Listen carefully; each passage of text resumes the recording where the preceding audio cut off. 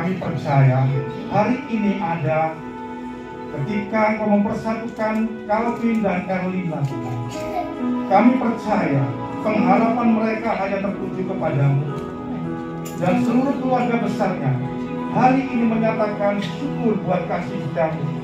Terima kasih buat kemurahan kasih dan setiamu, sehingga ibadah pemberkatan nikah ini boleh berjalan dengan baik. Dan kami akan siap dengan diberkati oleh kebenaran firman-Mu ya Bapa. Di dalam nama Tuhan Yesus Kristus semua yang siap sama-sama katakan memahami tentang prinsip-prinsip kebenaran firman Tuhan, sehingga pernikahan itu dianggap sebagai main-main.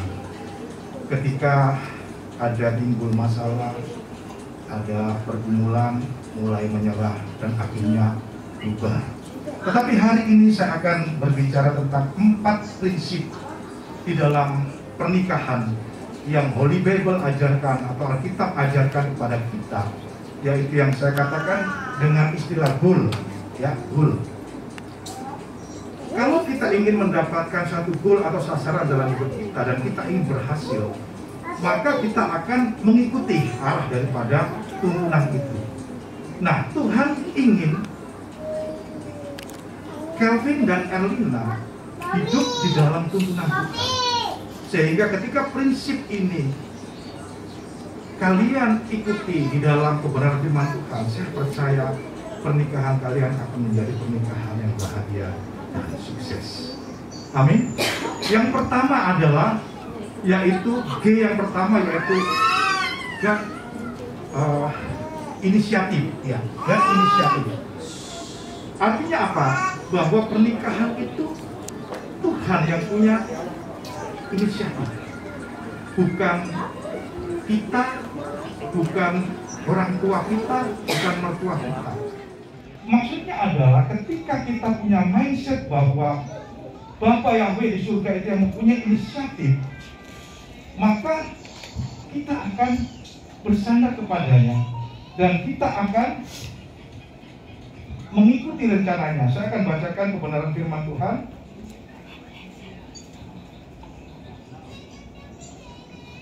yang terambil di dalam Kejadian 2 ayat 18. Yahweh Elohim berfirman, tidak baik kalau manusia itu seorang diri saja. Aku akan menjadikan seorang penolong baginya sebagai pasangan. Jadi ide daripada pernikahan itu dari Yahweh.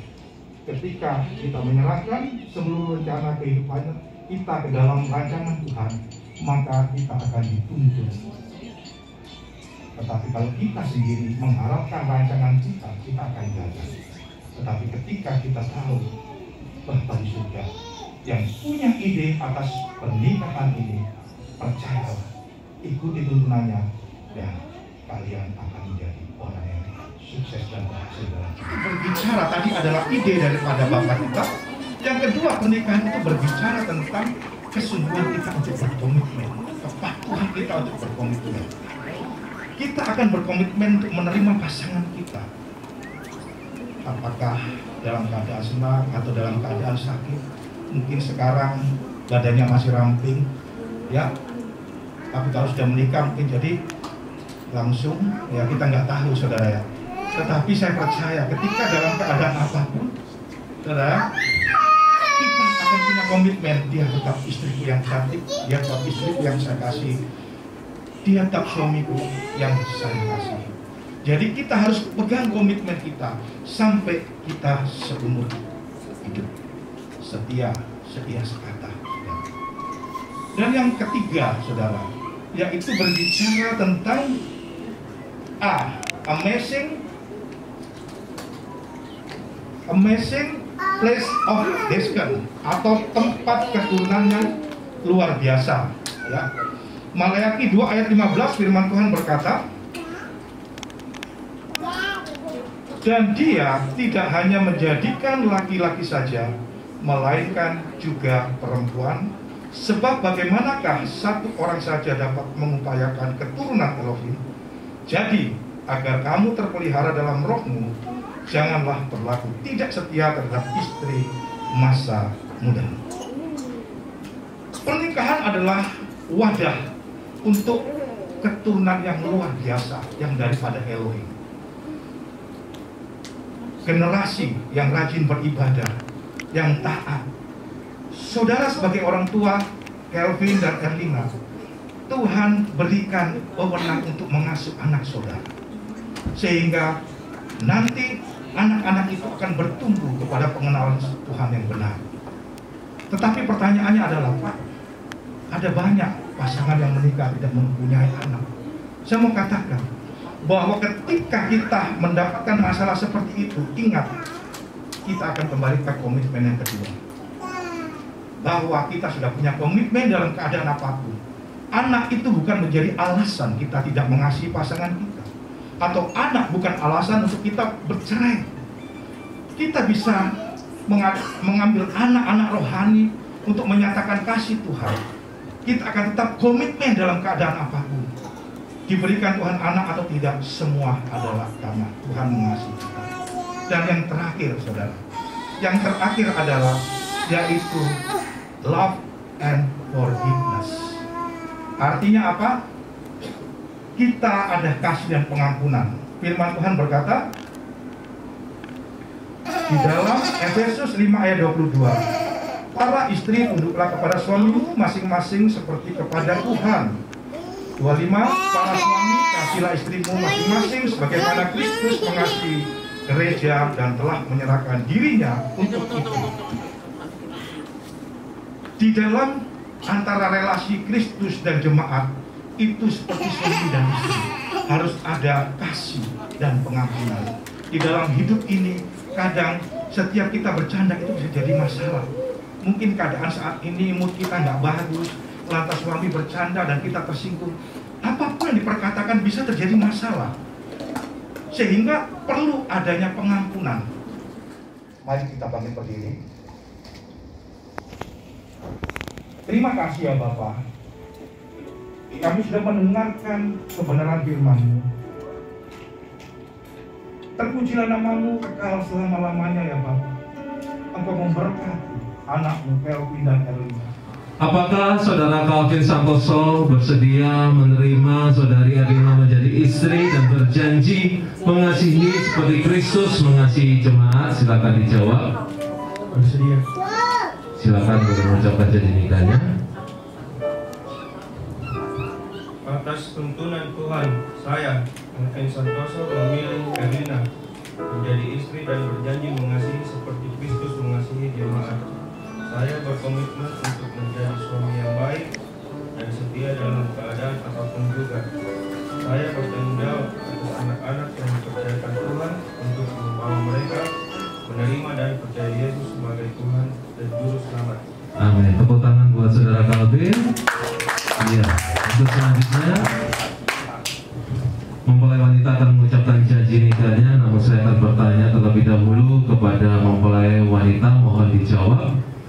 Apakah saudari Erlina bersedia menerima saudara Calvin Santoso menjadi suami dan berjanji tunduk seperti jemaat tunduk kepada Kristus? Silakan dijawab. Oke, silakan boleh mengucapkan janji nikahnya.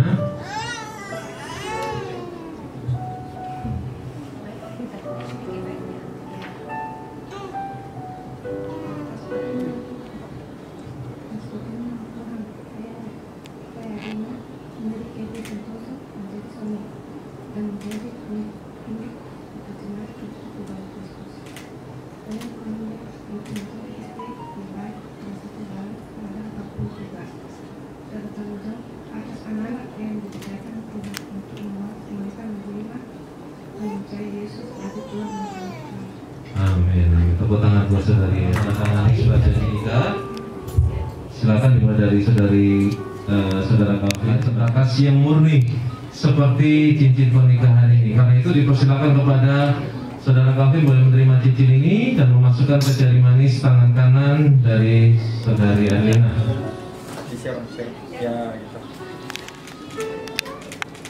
Tidak ada pangkalnya, menggambarkan cinta kasih saudara Calvin dan Erlina adalah cinta kasih yang tidak ada ujung dan tidak ada pangkalnya. Karena itu dipersilakan kepada saudari Erlina boleh menerima cincin ini dan menyematkan ke jari manis Tangan kanan Saudara Calvin.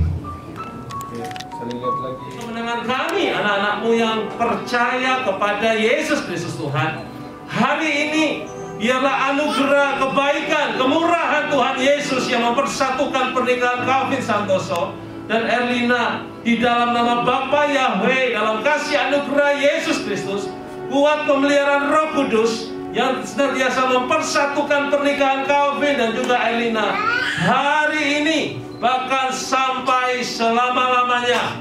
Percaya diberkati Tuhan, bersama-sama kita berkata amin. 3. Dan inilah wajah istrimu yang tercantik di dunia, Calvin. Puji Tuhan dan berikan ciuman kudus. Tepuk tangan Bapak Ibu bagi kedua mempelai.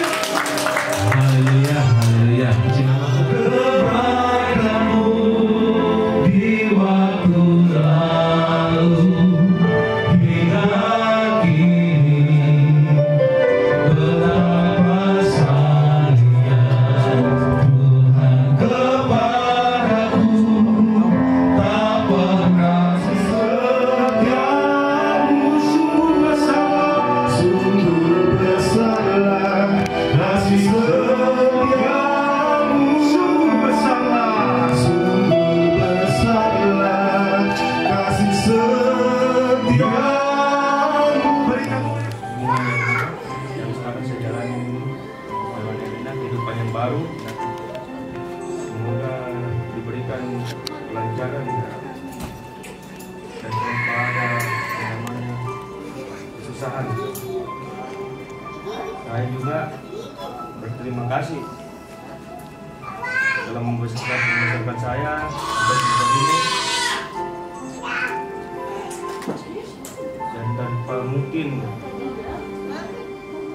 jasa-jasa kalian saya tidak akan jadi seperti ini. Dan saya meminta maaf juga jika ada memang kesalahan dari dulu hingga sekarang, mohon dimaafkan. Jika sudah berikan dulu cium kepada Papa Mama.